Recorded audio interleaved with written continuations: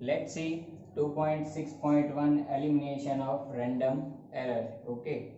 So in our last lecture we learned that in the elimination for you can say to reduce the random error, or you can say for elimination of random error, what we have to do, we are taking measurements many times and then after taking arithmetic mean of all that measurements. So in that case that arithmetic mean, or you can say average value, is close to the true value.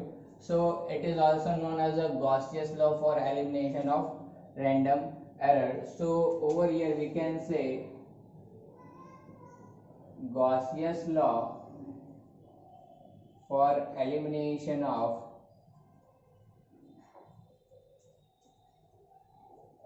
random error shows that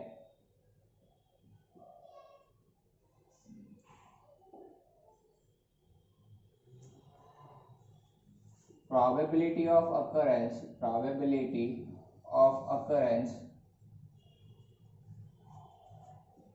positive and negative error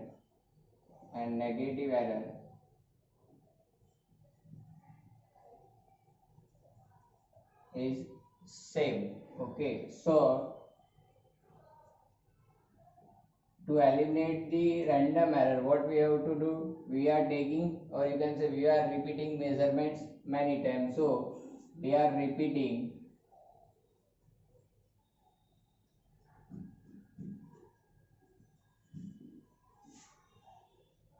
measurements many times and then taking arithmetic mean, or you can say average, of all that measurements.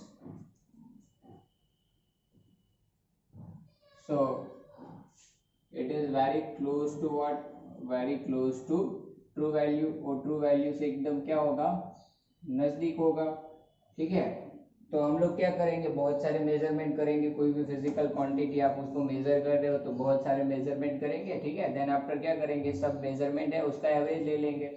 तो average value जो आपको मिलेगी वो quantity की जो true value है उससे क्या होती है, एकदम नजदीक होती है. सो यहाँ से कंसीडर कर लेते हैं कोई एक फिजिकल क्वांटिटी क्या है, ए है. ठीक है, और उसमें बहुत सारे मेजरमेंट्स है, A1 A2 up to AN. Then after हम लोग क्या कर लेंगे, उसका अरिथमेटिक मीन ले लेंगे. तो यहाँ पे if we can say A1 A2 up to AN be the measurements of physical quantity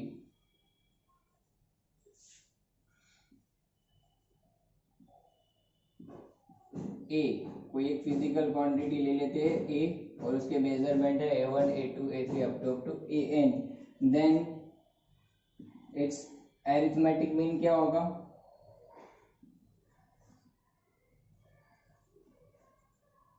A bar is given by, or you can say given as A bar arithmetic mean indicate करता है, average value indicate करने के लिए ऊपर कौन सा symbol use किया, बार symbol use किया. ठीक है, सो ए बार इज इक्वल टू क्या हुआ, देखो कितने रीडिंग है, A1 A2 up to N.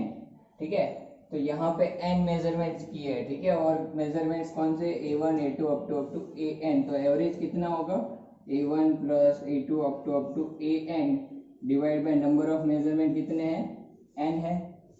ठीक है, तो यहाँ पे ये 1/n और ये क्या हो गया, समेशन हो गया, कहाँ से, 1 से n तक.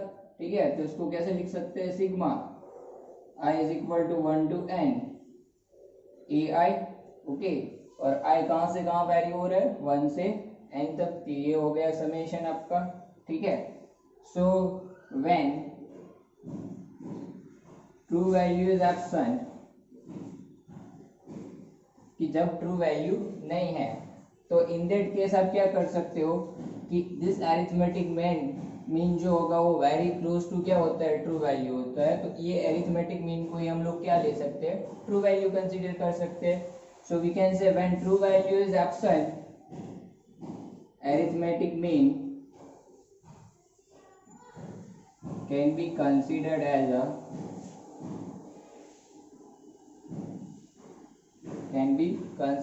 a ट्रू वैल्यू, उसको ट्रू वैल्यू के जैसे कंसीडर कर सकते हैं। ठीक है, चलो देन आफ्टर फर्स्ट देखते हैं कौन सा है मेरे पास, एब्सोल्यूट एरर। तो एब्सोल्यूट एरर क्या होता है वो देख लेते हैं। Absolute error,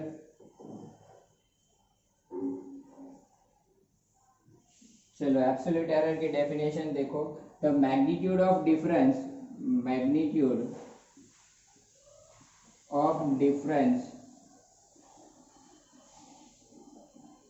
between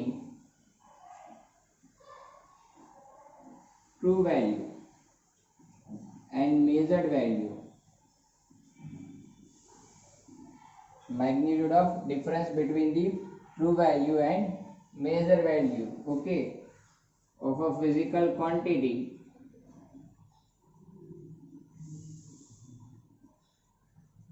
is called absolute error. उसको क्या बोलते हैं, एब्सोल्यूट एरर कहते हैं। तो ये हो गया एब्सोल्यूट एरर। तो डेफिनेशन क्या है, ध्यान से देखो, the magnitude of difference between true value and measured value. ठीक है, तो यहाँ पे एब्सोल्यूट एरर को कैसे लिखेंगे, it is the magnitude of difference. ठीक है, तो ये कर दिया है मैग्नीट्यूड ऑफ डिफरेंस किसका देखो यहाँ पे, true value and measured value. True value देखो यहाँ पे, ट्रू वैल्यू कौन सी, यानी कि जब एब्सेंट है तो आप मीन वैल्यू को ट्रू वैल्यू ले लोगे। तो ये हो गया ट्रू वैल्यू माइनस क्या करना है, मेजर्ड वैल्यू। तो मेजर्ड वैल्यू आप देखो कितनी है आपकी, ए। ठीक है, आपका ए वेरी हो रहा है तो इसको यहाँ पे ए आई लिखते हैं। ये हो गया डेल्टा ए आई। तो आपका एब्सोल्यूट एरर क्या होता है, magnitude of difference between the true value and measured value. Measured value देखो आपकी ए आई लिया है यहाँ पे, तो आई आपका 1 से n तक क्या हो रहा है, वेरी हो रहा है। ठीक है, तो ith रीडिंग में कोई भी एक रीडिंग में, ith रीडिंग मतलब यहाँ से 1 से n तक कोई भी रीडिंग में, ठीक है, आई तो आपका वेरी हो रहा है, तो कोई भी रीडिंग में इतना एब्सोल्यूट एरर होगा। ठीक है, सो एब्सोल्यूट एरर निकाले 1 by 1। ठीक है, तो कितना होगा, फर्स्ट रीडिंग में एब्सोल्यूट एरर निकालते हैं। ठीक है, तो फर्स्ट रीडिंग में कितना होगा, डेल्टा A1। ठीक है, सो डेल्टा A1 क्या हो गया, ए मीन, यानी कि लिख देते हैं ए बार भी आप लिख सकते हो, ए बार माइनस पहला रीडिंग है आपका A1, मेजर वैल्यू पहली कौन सी है आपकी A1 है, तो ये पहले रीडिंग में हो गया। सेम दूसरे रीडिंग में कितना होगा, डेल्टा A2 लिख सकते हो, ए बार माइनस A2। ठीक है, चलो तो लास्ट ऐसे एकदम लास्ट का आपका nth रीडिंग है वो कितना होगा, ए बार माइनस ए एन। ठीक है, चलो ये आपका हो गया absolute error in all the individual measurement. पहले मेजरमेंट में इतना है, सेकंड में इतना है, nth में इतना है। तो आप देख सकते हो हर एक मेजरमेंट में आपको एरर मिलेगा। तो फाइनल एब्सोल्यूट एरर किसको बोलेंगे। ठीक है, सो फाइनल एब्सोल्यूट एरर के लिए क्या करेंगे, मीन एब्सोल्यूट एरर लेंगे। मीन एब्सोल्यूट एरर मतलब क्या होता है, arithmetic mean of all this absolute error. ठीक है, so it is arithmetic mean of all the absolute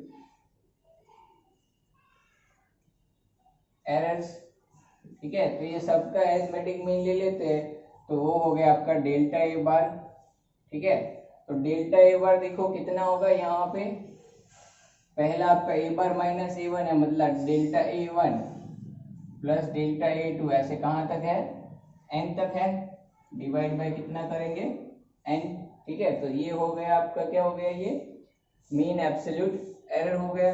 ठीक है, ये मीन एब्सोल्यूट एरर देखो डेल्टा ए बार है। ठीक है, ये आपका अरिथमेटिक मीन कितना है, ए बार है, वो यहाँ पे। तो आप बोल सकते हो कि एनी मेजरमेंट और you can say any measured value, okay, any measured value of physical quantity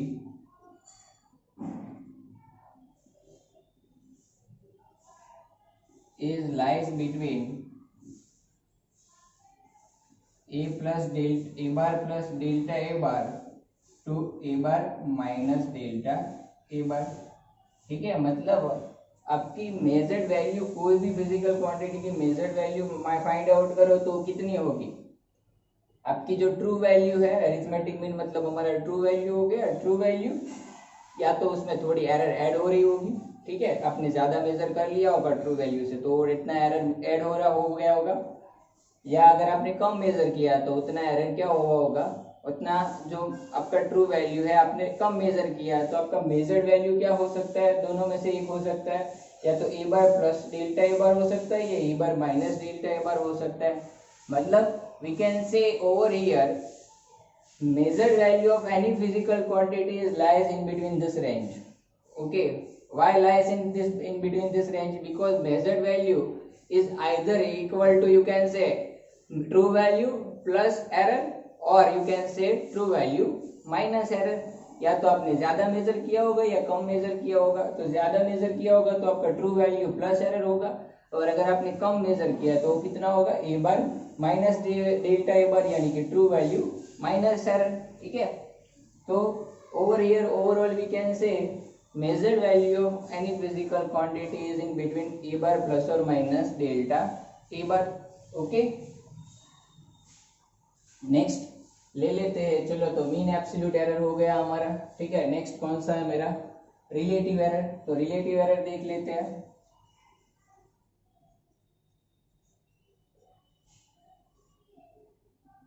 चलो, रिलेटिव एरर क्या होता है, it is ratio of mean absolute error to arithmetic mean of a physical quantity। ठीक है, चलो, तो इसको रिप्रेजेंट कैसे करेंगे, देखो, रिलेटिव एरर क्या है, ratio of mean absolute error to arithmetic mean of physical quantity. मतलब मीन एब्सोल्यूट एरर आपका कितना था, डेल्टा ए बार था। ठीक है, और डिवाइड बाय क्या करना, एरिथमेटिक मीन हमारा कितना था, ए बार था। ठीक है, तो आपका रिलेटिव एरर का इक्वेशन क्या बनता है, delta a bar divide by a bar. ठीक है, इसको रिप्रेजेंट कर देते हैं डेल ए से। ठीक है, तो ये डेल ए इक्वल टू क्या हो गया आपका, delta a bar by a bar. Okay, delta क्या दिखाता है, डिफरेंस शो करता है। ठीक है, चलो, तो ये हो गया आपका रिलेटिव एरर का इक्वेशन। ठीक है, तो यहाँ से आप देखो, ये जो भी आपका इक्वेशन हम लोग कैलकुलेट करेंगे उसमें डेल्टा ए बार गिनो, तो ये आपको क्या मिलेगा, रिलेटिव एरर मिलेगा। ठीक है, चलो, नेक्स्ट है परसेंटेज एरर। तो परसेंटेज एरर एकदम इजी है। ठीक है, likewise relative error, when relative error expressed in terms of percentage,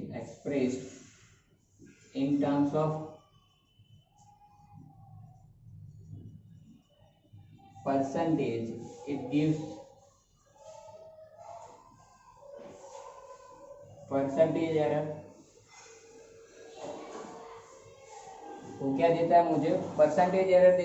तो यहाँ पे परसेंटेज एरर कितना होगा, परसेंटेज एरर लिख सकते हैं delta a percentage is equal to कितना होगा, delta a bar by a bar into 100%। Okay, तो यहाँ पे हमने क्या किया, इसको परसेंटेज एरर के टर्म में क्या कर दिया, रिप्रेजेंट कर दिया। तो पहले से देखो क्या करना है आपको, अगर आपके पास सपोज 5 रीडिंग है, ठीक है, तो आपके पास 5 मेजरमेंट है, तो आपको ए बार कैसे निकालना है, वो 5 मेजरमेंट का एडिशन कर दो, डिवाइड बाय 5, निकल गया एरिथमेटिक मीन मतलब ट्रू वैल्यू। ठीक है, फिर आप देखो एब्सोल्यूट एरर क्या होता है, magnitude of difference between true value and measured value. तो यहाँ पे देखो ट्रू वैल्यू कौन सी थी, मीन वैल्यू हमारी ट्रू वैल्यू हो गई, माइनस क्या करना है, मेजर्ड वैल्यू।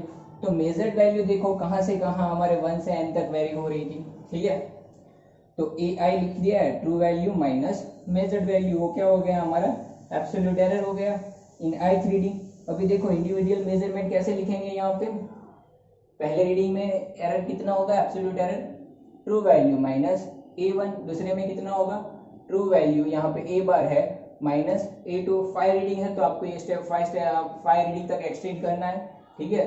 फिर मेन एब्सोल्यूट कह रहे एरर कितना होगा, ये सब इंडिविजुअल मेजरमेंट में जितने एब्सोल्यूट एरर मिले सबका क्या करना है, एवरेज लेना है, अरिथमेटिक मीन कर देना है। तो ये आपका हो गया मीन एब्सोल्यूट एरर, ठीक है।